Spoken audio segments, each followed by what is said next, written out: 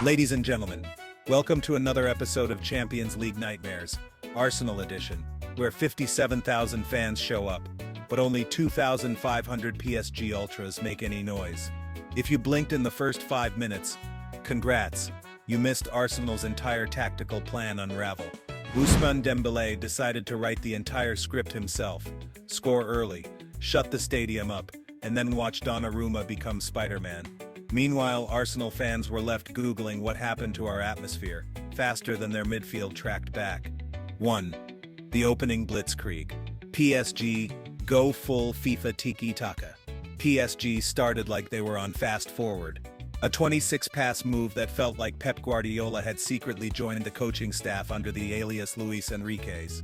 Then Dembélé, the man whose left foot is usually used for decoration, turned into a sniper and smacked it off the post and in. 1-0 in the 4th minute. Arsenal hadn't even finished their pre-match handshake selfies. And the best part? Arsenal's midfield stood there admiring the 26-pass sequence like they'd paid for front-row tickets. Declan Rice looked like he was trying to remember which sport he was playing. Odegaard? He was doing interpretive dance in the middle of the pitch. It wasn't just a goal, it was a humiliation speedrun. And Arsenal's defense pressed skip cutscene before it even began. Imagine planning a whole match strategy for weeks, and it's destroyed by the 4th minute. Arsenal's game plan lasted shorter than your free trial on Amazon Prime. Dembélé finished that move like a man who had something to prove to the guy who once sold him on loan to Barca's bench. 26 passes. That's more than Arsenal completed in the first 15 minutes. The Gunners were chasing shadows like interns chasing unpaid experience. Kvaratskhelia was everywhere, and nobody could pronounce his name or stop him.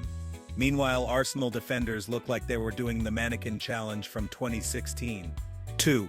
Emirates Stadium. The quietest party ever. It was a Champions League semi-final, but someone forgot to tell the crowd. 57,000 Arsenal fans turned into seat warmers, while 2,500 PSG Ultras sounded like they were auditioning for France's Got Vuvuzelas. Even Wayne Rooney had to politely ask, "Is this a library or a football match?" It was so quiet at the Emirates, you could hear Mikel Arteta blinking. One fan tried to start a chant, but even the pigeons in the rafters told him to pipe down. The atmosphere went from title charge to library tour in 90 minutes flat. You know it's bad when the highlight of your home game is watching the away fans sing louder than your entire North Bank. Arteta had to literally wave his arms to get fans to cheer, like a magician trying to revive a dead rabbit. One fan on X said, "We climaxed after 3 minutes.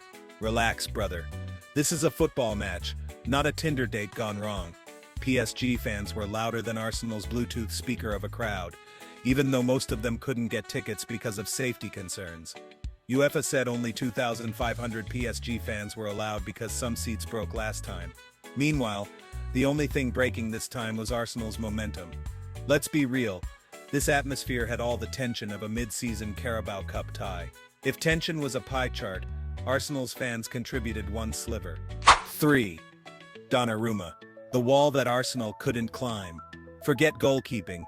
Donnarumma was out there auditioning for Italy's next Avenger. He saved everything. Martinelli's shot, Trossard's header, and Arsenal's hopes of equality. UEFA even named him Player of the Day. Meanwhile, David Raya was trying to figure out how to keep his gloves warm. At one point, Bukayo Saka looked up, saw Donnarumma in goal, and visibly reconsidered his life choices. It wasn't just shot-stopping, it was psychological warfare. The man had gloves, wings, and possibly divine intervention. Arsenal could have played till the next World Cup and still not scored. Donnarumma would have just yawned and caught another one like it was a training drill. Martinelli's shot was screaming top bins, but Donnarumma said, "Nah fam, not today." Donnarumma was so locked in, you'd think his gloves were made of Gorilla Glue. Arsenal had 1.65 expected goals, but Donnarumma said, "I expect nothing, and still disappoint you." Arteta probably dreams of a goalkeeper like that. Instead, he's got Raya yelling at defenders like a Sunday League dad. At this rate, Donnarumma could have saved a marriage, a career, and maybe even Arsenal's season if he was on their team. 4. Arsenal's disallowed equalizer. The hope that wasn't. In the 47th minute, Arsenal fans finally stood up. Mikel Merino heads it in. Goal? Nope. VAR strikes again. Offside. By what? A fingernail? A breath? The ghost of Patrick Vieira's dreadlocks? For a brief, glorious moment, Arsenal fans celebrated like they'd just won the Champions League, jumping, hugging, crying, only for VAR to walk in like a grumpy substitute teacher and say, "Actually, no." The hope evaporated faster than Arsenal's title dreams in May. You could almost hear the stadium deflate like a sad birthday balloon. That VAR check took longer than PSG's 26-pass build-up. If Mourinho had trimmed his beard the day before, that goal would have counted. Saka delivered that free kick like a prayer, and VAR said, "Amen." But no. Somewhere in the control room, a guy zoomed in 400x to measure the offside by molecular weight. Arteta celebrated like he'd just won the league, only to look up and realize he'd won nothing but heartbreak. 5. Missed chances and misery. PSG's comedy of errors. Let's be honest, PSG could have made this 3-0 and gone home early. But Barcola missed. Ramos hit the bar. Neves thought the goal was in the clouds. They had more chances than a man with 10 dating apps, and still ghosted all of them. PSG had more chances than a rom-com protagonist, and still couldn't seal the deal. Ousmane Dembélé ran past defenders like a glitch in FIFA, only to finish like he forgot the shoot button. Bradley Barcola looked electric until it was time to shoot, then turned into a hologram. And Gonzalo Ramos? He had the XG of a 5-goal game and the conversion rate of a broken vending machine. If finishing were a crime, PSG just pled guilty to attempted goals. Barcola was one-on-one and shot like he was aiming for the parking lot. Ramos hit the crossbar with the same energy Arsenal hit their glass ceiling. Neves took a shot so high it probably knocked a drone out of the sky. PSG missed so many sitters it felt like charity work. Luis Enrique probably aged 5 years watching those finishes. Man's gonna be bald by May. 6. Arteta's post-match pep talk. We move. After the match, Mikel Arteta pulled out the usual "we have to go to Paris and win. We're capable of doing it." Translation: we've done it before. Just not against Dembélé, Donnarumma, and 60,000 Parisians with flares and rage. Arteta's post-match energy was pure motivational speaker meets emotional damage control. He told the boys to be proud, which is bold, considering they just got bounced out of Europe by a team that couldn't finish a sandwich. You could almost hear the PowerPoint presentation loading in his head. Slide 1, we played with courage. Slide 2, we go again. Slide 3, please stop crying, Bukayo. Arteta said they started slow. No sir. They started like they forgot the game had kicked off. He said he was proud of the effort. Sure, that effort got you one disallowed goal and PTSD from Dembélé.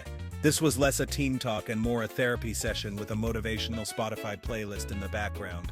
If Arsenal were more than capable, they might want to prove it before the 60th minute next time.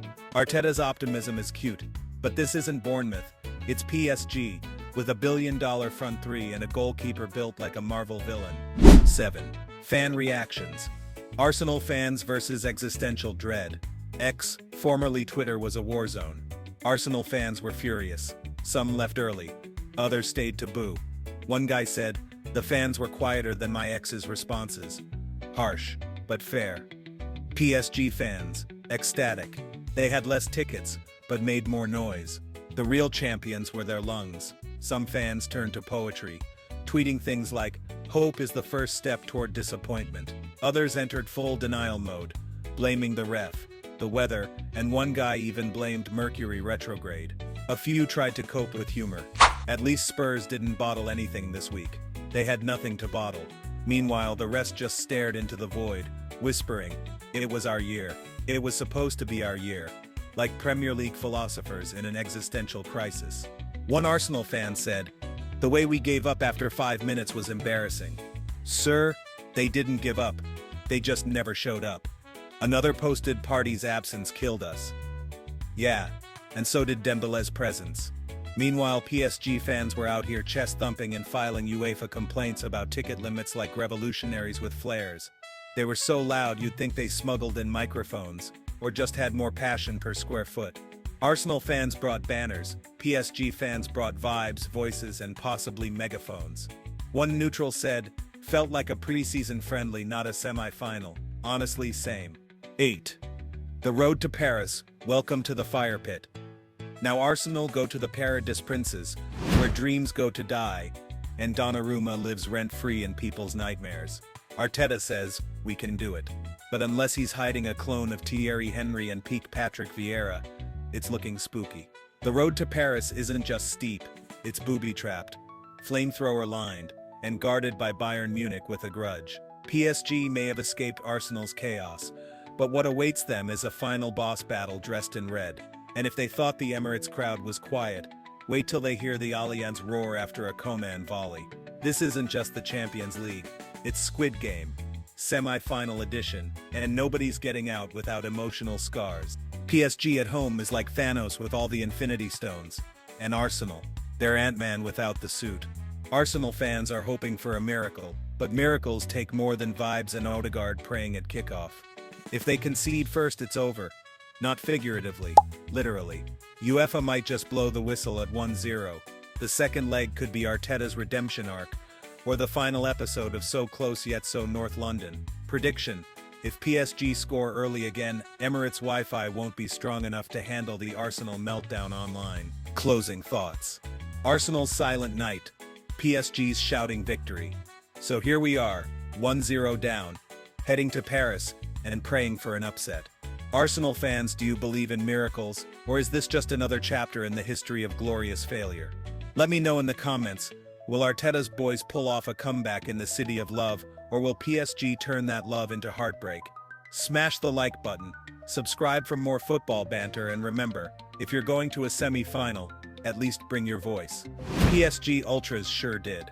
See you after the second leg, or Arsenal's group therapy session, whichever comes first.